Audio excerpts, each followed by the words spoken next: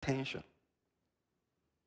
And it came to pass that when Jesus had finished, the Pharisee also came unto him, tempting him and saying unto him, is it lawful for a man to put away his wife for every cause?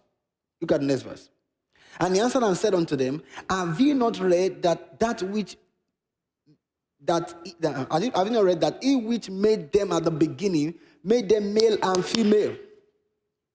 And said, for this cause shall a man leave father and mother, and shall cleave to his wife, and they twain shall be one flesh. The next verse. Wherefore they are no more twine or two, but one flesh. What therefore God has joined together, let no man put asunder. The next verse. They say unto him, why did Moses then command to give a writing of divorcement to put her away? That means Moses said we can put our wives away. He said unto Moses, because of the hardness of your heart, suffered you. The word suffered you means allowed you to put away your wives, but from the beginning it was not so. Now it's showing the implication of the hardness of heart here. That putting away your wife was not God's intention for any man. All right?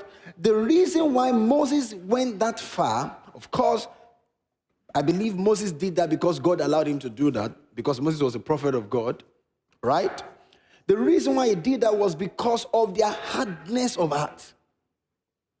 In other words, they came lower or came below the standard of God's intention for them, not because God didn't want something better for them, but because that was how much they can receive.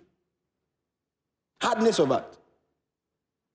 See, I'm saying this to you because at times I know some things you say God said to you that might not be God's best for you. Because this was Moses now revealing God's will.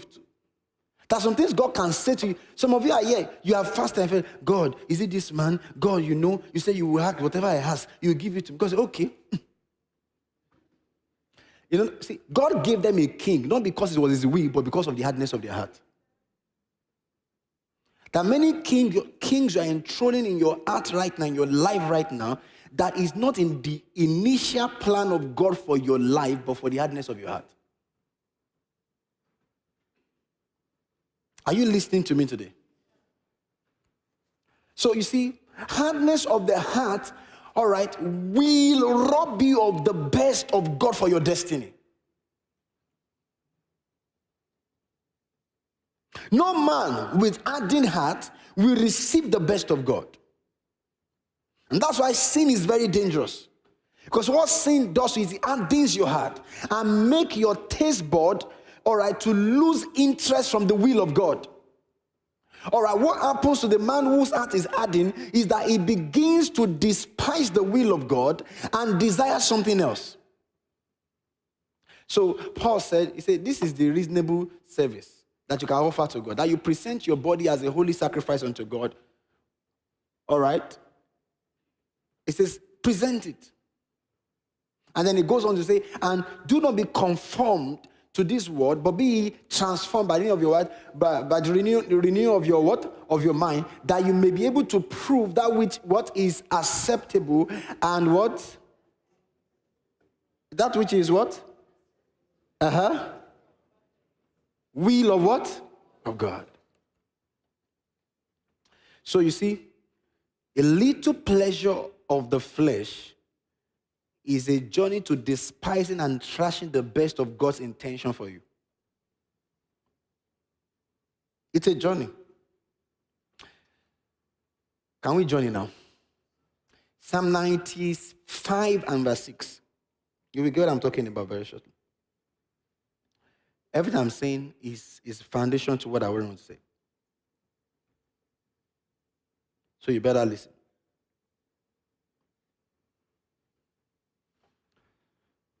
You remember Hebrews chapter 5 says something.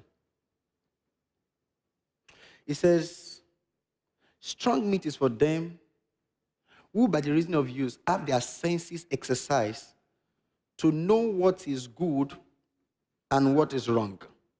You remember? Verse 14, I believe. That means when you practice what is wrong, you're exercising yourself in the part of what is wrong. When you practice what is good, you exercise yourself in the part of what is good.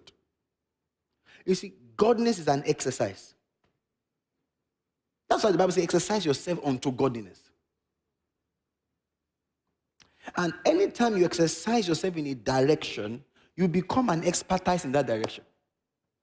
You exercise yourself in a direction of always turning to the flesh and yielding to the flesh. You are becoming an expertise, becoming a subject, a slave of your pleasure and lust.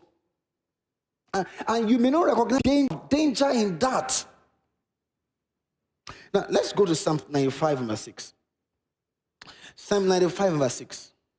Oh, come, let us worship and bow down. Let us kneel before the Lord our Maker. Pay attention now. Pay attention. For he is our God, and we are the people of his pasture, and the sheep of his hand. Today, if ye will hear his voice. Today, if you will hear his voice, there is a condition. If you will hear his voice. It didn't say if you hear his voice. In other words, if the spiritual must open to you, look at it. For he is our God, and we are the people of his pasture, the sheep of his hand. Today, if you will hear his voice, the next verse. Look at it. Harden not your heart. You want to hear his voice? You want to come to a place where you are flowing by the Spirit, where you are not moving by the flesh? He says, harden not your heart. Because one of the things